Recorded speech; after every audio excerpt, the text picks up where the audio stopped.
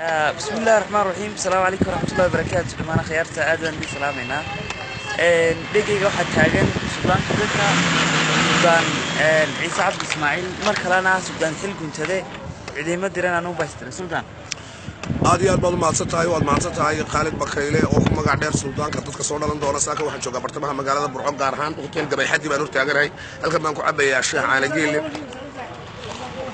استدعوا دار كيسان مش برواقية معي لا يبقى لقطنا يرو خبوا على قصة وعطيها طعم ما يدتون نار قبل كتوم تبو كورد بيود حريهن لكن تفسر خلوا وده سبيشلي في واحد الله أول كم موضوع بالدهان تكسر له هذا قعمة فران أنا كنا نقصر له وهي قعمة فران dadka hadii maxaa leedahay Suudaanka waxay adduunyada kala jooga madaxweynihii Yemen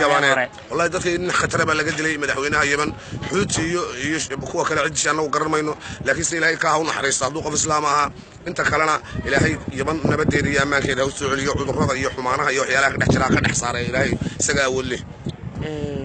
fariin kala dadka hadii farqa ma jirto maadaama Suudaankooda aad tahay waa wada salaamaya dhamaantood wax iyo wax kala faraya niyaada jawaanow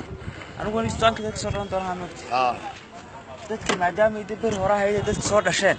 qaar bay imka milcaamada dhigta yaan baa kuwaas la haystay waa isku bedgelin kawde maana waxaas imka waxaan u sharaxay Suudaanka beesha caalamka Suudaanka beesha caalamka magaciina ka imka soo sharaxay ma haystay waa kaana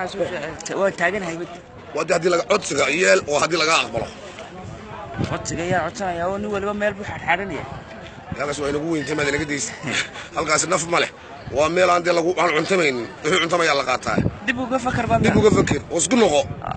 sida iyo maalin wanaagsan baa